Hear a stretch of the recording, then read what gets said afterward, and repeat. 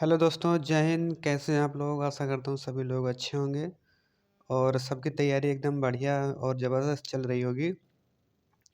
आज हम इस वीडियो में बात करेंगे 5 इयर्स प्लान और जो कि आपको हर पेपर में 2-3 प्रश्न तो देखने के लिए मिलेंगे ही, जो जनगणना पे आधारित हैं और ऐसे कुछ प्रश्न हैं जो महत्वपूर्ण हैं। 2-3 नंबर तो आपको पक्का ही दिला के जाएँगे। तो चलिए हम वीडियो को स्टार्ट करते हैं। प्रश्न नंबर 1 देखते हैं। तो भारत का सबसे अधिक जनसंख्या वाला राज्य 2011 में कौन है? तो कौन सा था हमारा 2011 में सबसे अधिक जनसंख्या वाला? वह उत्तर प्रदेश था, जो हमारा डी एकदम करेक्ट आंसर होगा। प्रश्न नंबर हम 2 की बात करेंगे कि भारत में पहली जनगणना कब हुई थी? तो वह कब हुई थी? 1981 में हुई थी, जो हमारा बी एकदम करेक्ट आंसर होगा।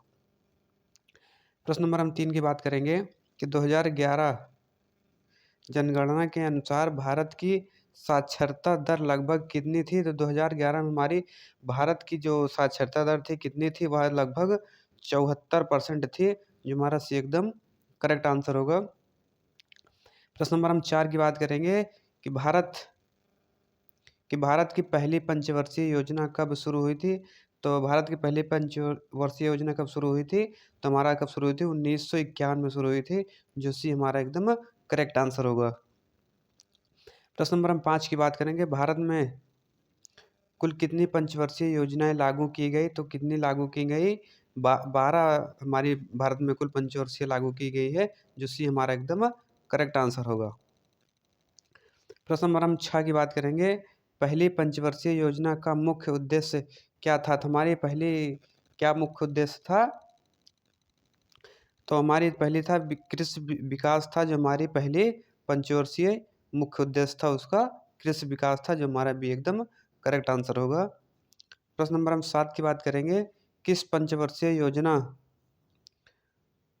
को गरीबी हटाओ से जोड़ा जाता है? तो किसको जोड़ा जाता है? वह 5वीं को जोड़ा जाता है, जो गरीबी हटाओ पंचवर्षीय से जोड़ा जाता है, जो हमारा भी एकदम करेक्ट आंसर होगा। प्रश्न नंबर हम 8 की बात करेंगे। तो किस पंचवर्षीय योजना के दौरान हरित क्रांति पर जोर दिया गया? तो किस पंचवर्षीय के दौरान दिया गया था हरित क्रांति पर जोर? तो वह तीसरी, जो हमारा सी करेक्ट आंसर होगा। प्रश्न नंबर हम 9 की बात करेंगे। 2011 की जनगणना के अनुसार भारत का सबसे अधिक साक्षरता राज्य कौन सा है? तो वह कौन सा है? केरल है, जो हमारा ए एकदम करेक्ट आंसर होगा। प्रश्न नंबर हम 10 की बात करेंगे। 2011 जनगणना के अनुसार भारत की 2011 जनगणना के अनुसार भारत की जनसंख्या वृद्धि दर 2001 से 2011 कितनी थी? तो कितनी थी? वह हमारा लगभग 17.6% थी, जो हमारा सी एकदम करेक्ट आंसर होगा। प्रश्न नंबर हम 11 की बात करेंगे। तो भारत की सर्वाधिक जनसंख्या घनत्व वाला राज्य 2011 कौन सा है? तो कौन सा है? वह बिहार है, जो हमारा बी एकदम करेक्ट आंसर होगा। प्रश्न नंबर हम 12 की बात करेंगे। तो दूसरी पंचवर्षीय योजना किस मॉडल पर आधारित है? तो किस मॉडल पर आधारित है? महालनोबिस मॉडल पर आधारित है, जो हमारा ए एकदम करेक्ट आंसर होगा। ये हमारा करेक्ट आंसर। प्रश्न नंबर हम 13 की बात करेंगे। तो पंचवर्षीय योजनाओं के बीच लागू वार्षिक योजनाओं किस अवधि में रही? तो किस अवधि में रही? वो हमारी 1966 से 1969 अवधि में रही, जो हमारा ए एकदम करेक्ट आंसर होगा। तो प्रश्न नंबर हम 14 की बात करेंगे।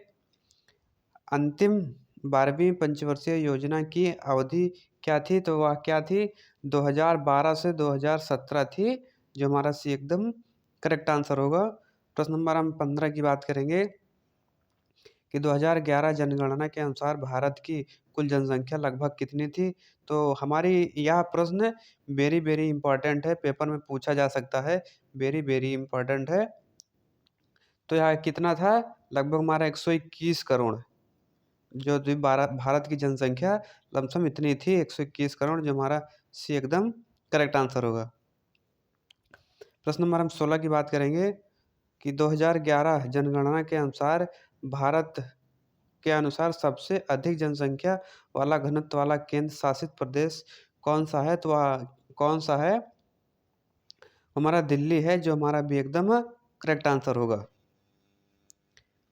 प्रश्न नंबर हम 17 की बात करेंगे तो पांचवी पंचवर्षीय योजना के किस कारण बीच में समाप्त कर दी गई थी?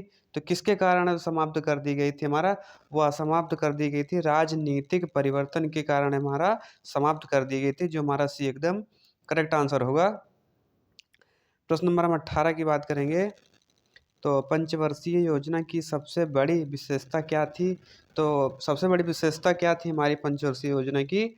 वह थी आर्थिक उदारीकरण की शुरुआत, जो हमारा सी एकदम करेक्ट आंसर होगा। सी हमारा करेक्ट आंसर होगा। प्रश्न नंबर हम 19 की बात करें तो 10वीं पंचवर्षीय योजना का मुख्य लक्ष्य क्या था? तो वह क्या था? वह था आर्थिक विकास दर बढ़ाना था, जो हमारा 10वीं पंचवर्षीय योजना का मुख्य लक्ष्य यही था कि आर्थिक विकास दर को बढ़ाना, जो हमारा भी एकदम करेक्ट आंसर होगा।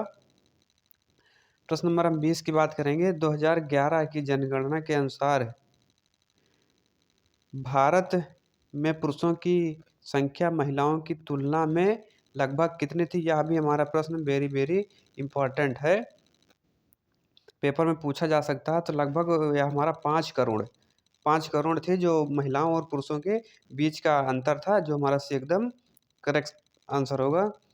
प्रश्न नंबर हम 21 की बात करेंगे कि भारत की जनसंख्या में किस आयु वर्ग को कार्यशील जनसंख्या माना जाता है? तो किसको माना जाता है? वो हमारा 15 से 59 वर्ष माना जाता है, जो हमारा भी एकदम करेक्ट आंसर होगा। प्रश्न नंबर हम 22 की बात करेंगे भारत की जनगणना में जनसंख्या घनत्व का अर्थ क्या है? तो क्या है? वह प्रति वर्ग किलोमीटर जनसंख्या है, जो हमारा भी एकदम करेक्ट आंसर होगा। प्रश्न नंबर हम 23 की बात करेंगे 9वीं पंचवर्षीय योजना की अवधि क्या थी? तो हमारा क्या थी? 1997 से 2002 थी, जो हमारा भी एकदम करेक्ट आंसर था। जो हमारी 9वीं पंचवर्षीय योजना की अवधि थी वह 1997 से 2002 थी। प्रश्न नंबर हम 24 की बात करेंगे कि 9वीं पंचवर्षीय योजना का मुख्य उद्देश्य क्या था? तो मुख्य उद्देश्य क्या था? सामाजिक न्याय था, जो हमारी 9वीं पंचवर्षीय का मुख्य उद्देश्य था, जो हमारा भी एकदम करेक्ट आंसर होगा। प्रश्न नंबर हम 25 की बात करेंगे तो 11वीं पंचवर्षीय योजना की अवधि क्या थी? तो 11वीं पंचवर्षीय योजना की क्या थी? हमारा 2007 से 2012 थी, जो हमारा सी एकदम करेक्ट आंसर होगा। प्रश्न नंबर हम 26 की बात करेंगे 2011 की जनगणना के अनुसार भारत में शहरी जनसंख्या का प्रतिशत लगभग कितना था? तो वह कितना था? 31% था, जो हमारा सी एकदम करेक्ट आंसर होगा।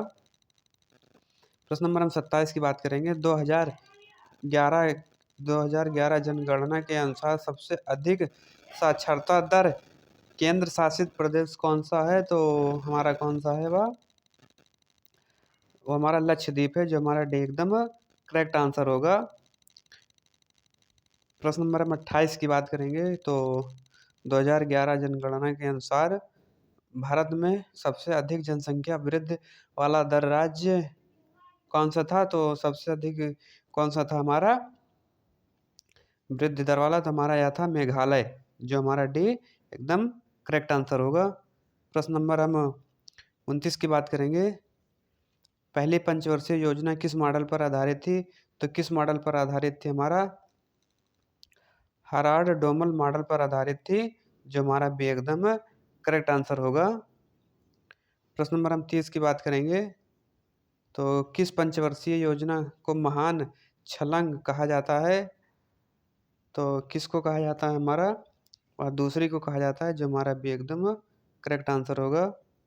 प्रश्न नंबर हम 31 की बात करेंगे भारत में पंचवर्षीय योजनाओं के स्थान पर नीति आयोग कब गठित किया गया? तो हमारा कब गठित किया गया था? तुम्हारा कब गठित किया गया था? 2015 में गठित किया गया था, जो हमारा सी एकदम करेक्ट आंसर होगा। प्रश्न नंबर हम 32 की बात करेंगे। 2011 की जनगणना के अनुसार भारत में सबसे कम जनसंख्या घनत्व वाला राज्य कौन सा है? तो वह कौन सा है? हमारा अरुणाचल प्रदेश है, जो भी हमारा एकदम करेक्ट आंसर होगा। प्रश्न नंबर 33 की बात करेंगे। जनगणना में साक्षरता दर की गणना किस आयु से की जाती है? तो किस आयु से की जाती है? हमारा 7 वर्ष की आयु से की जाती है, जो हमारा सी एकदम करेक्ट आंसर होगा। प्रश्न नंबर हम 34 की बात करेंगे। तो किस पंचवर्षीय योजना को जन्म से ही असफल योजना कहा जाता है? तो किसको कहा जाता है? वह हमारा तीसरी है, जो सी हमारा एकदम क्या कहा जाता है इसको? असफल पंचवर्षीय योजना के जन्म से ही इसे माना गया है, जो हमारा सी एकदम करेक्ट आंसर होगा। प्रश्न नंबर हम 35 की बात करेंगे। भारत की पंचवर्षीय योजनाओं में सबसे अधिक विकास किस योजना में रही? तो किस योजना में रही? वह हमारे 11वीं योजना में रही, जो हमारा बी एकदम करेक्ट आंसर होगा। तो आज की वीडियो कैसी लगी कमेंट में ज़रूर बताएं। मिलते हैं किसी नेक्स्ट सेशन में, तब तक के लिए जय हिंद, जय भारत, बाय बाय।